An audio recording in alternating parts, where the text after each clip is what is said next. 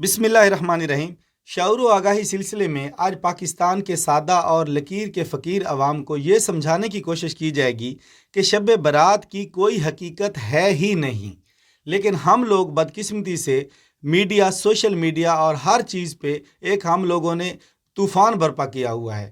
میرے بھائی، آپ تحمل سے میری بات کو سنیں اور سمجھیں تاکہ آپ کو بات کی گہرائی سمجھ آئے۔ جذباتی ہونے کی بالکل ضرورت نہیں ہے، کیونکہ انہی جذباتوں نے ہمیں پہلے ہی بہت حقیقت سے دور کر دیا ہے۔ تو سب سے پہلی چیز جو ہمارے پاس ہوتی ہے ریفرنس کے لیے اسلام میں، وہ کسی مسلمان کے پاس قرآن مجید ہوتا ہے۔ قرآن مجید کے 30 پارے اٹھا کے دیکھ لیں، کہیں پہ بھی شب برات کا تذکرہ نہیں ہے۔ لیلۃ القدر کا تذکرہ ہے، واقعہ معراج کا تذکرہ ہے۔ تو میں نے بھی اپنی ایک ویڈیو میں واقعہ معراج کو ڈیفینڈ کیا ہے ان لوگوں کے خلاف جو لوگ واقعہ معراج کو فرضی تصور کرتے ہیں۔ میں نے اس کا دفاع کیا ہے کہ یہ حقیقت ہے، میں نے ان کو ثابت کر کے دی ہے۔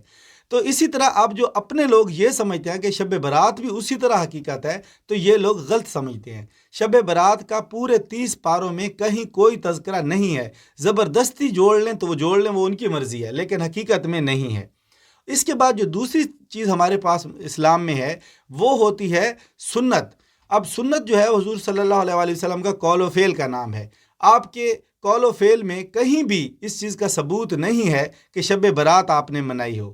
اب جو مشکات شریف اور ترمذی میں ایک حدیث ہے جس کا کہ راوی بھی اور وہ پورا سسٹم اس کا ایک ضعیف ہے، اس کی سند نہیں ہے صحیح۔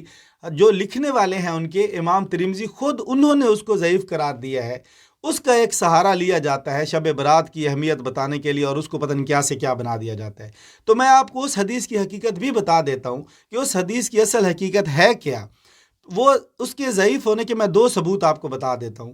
پہلا ثبوت تو یہ ہے کہ راوی خود اس کو، جو امام ترمذی ہیں، انہوں نے اس کو ضعیف قرار دیا ہے۔ دوسرا ثبوت اس کا یہ ہے کہ یہ واقعہ جس طریقے سے بتایا جاتا ہے نا، یہ پاسبل ہی نہیں ہے۔ اس طریقے سے واقعہ کچھ اس طرح بتایا جاتا ہے کہ حضرت عائشہ حضور صلی اللہ علیہ وسلم جو ہے وہ ان کے پاس اس دن موجود تھے۔ تو رات کو انہوں نے دیکھا کہ حضور پاک اپنے جگہ پہ نہیں ہیں، تو وہ پریشان ہو گئیں، اٹھ کے پیچھے چلی گئیں۔ یہ مفہوم میں بتا رہا ہوں آپ کو۔ تو دیکھا جی کہ آپ جنت البقیع میں ہیں، اور پھر وہاں جا کے ان سے پوچھا کہ آپ کیا کر رہے ہیں، تو انہوں نے کہا میں ان کے لیے دعا کر رہا ہوں۔ اور پھر انہوں نے اس کو کہا جی کہ حضور صلی اللہ علیہ وسلم کو کہ آپ، میں سمجھی کہ آپ جو ہے نا وہ پتہ نہیں کہیں اور چلے گئے ہیں، اور اس طرح کا۔ تو آپ ذرا اس واقعے پہ غور کریں تو یہ واقعہ سمجھ میں آنے سے قاصر ہے، کیونکہ امہات المومنین کو ہم لوگ اپنی جو آج کل کی میڈیا کی پڑھی ہوئی عورتیں ہیں نا، ہم اس طرح کی ذہنیت کا سمجھ رہے ہیں۔ نعوذ باللہ، کیا وہ پاک ہستیاں اس طرح کی سوچ رکھ سکتی ہیں کہ آج تو میری باری تھی، میرے پاس انہوں نے آنا تھا، اور آج رات کو اٹھ کے پتہ نہیں کہاں چلے گئے ہیں؟ مطلب یہ واقعہ یہیں سے جھوٹ ثابت ہو جاتا ہے۔ تو اس چیز کو آگے جا کے پھر وہ جو قبرستان میں دعا والی بات آ جاتی ہے، یہاں سے لے کے وہ پھر شب برات کا ایک سلسلہ چلا دیتے ہیں۔ اور پھر اس کو منانے کا طریقہ تو ہمارا ہندوؤں جیسا ہے، پٹاخے، ڈول ڈمکے، پتہ نہیں کیا کچھ عجیب و غریب۔ اور جو مسجدوں میں کرتے ہیں وہ بھی اس طرح کا سیٹ اپ کرتے ہیں جو حضور پاک یا صحابہ کرام نے کبھی بھی نہیں کیا۔ 23 سال حضور صلی اللہ علیہ وسلم، 610 سے 632 تک آپ نے بھی نہیں کیا، پھر 632 سے 661 تک صحابہ کرام خلفائے راشدین انہوں نے بھی نہیں کیا۔ تو یہ طریقہ ہم نے کہاں سے سیکھ لیا ہے؟ یہ برِ صغیر کا اسلام کوئی عجیب ہی قسم کا اسلام ہے۔ باقی دنیا میں مسلمان نہیں رہتے کیا؟ ان کے پاس یہ ساری چیزیں نہیں ہوتی کیا؟ یہ تماشے وہ تو نہیں کرتے جو ہم لوگوں نے کرنے شروع کر دیے ہیں۔ اور میرے بھائی، انوکھے مسلمان نہ بنو، صحیح مسلمان بنو۔ یہ جو غیر مسلم ہے نا، میں آپ کو سچی بات بتاؤں، اسلام اتنا خوبصورت دین ہے کہ کب کے یہ مسلمان ہو چکے ہوتے، ساری دنیا مسلمان ہو گئی ہوتی، کیونکہ آج کل تو اتنا اوپن ایکسپلور اس کا واضح دور چل رہا ہے میڈیا اور سوشل میڈیا کا، کہ ہر کسی کو ہر چیز پہنچ میں دستیاب ہے۔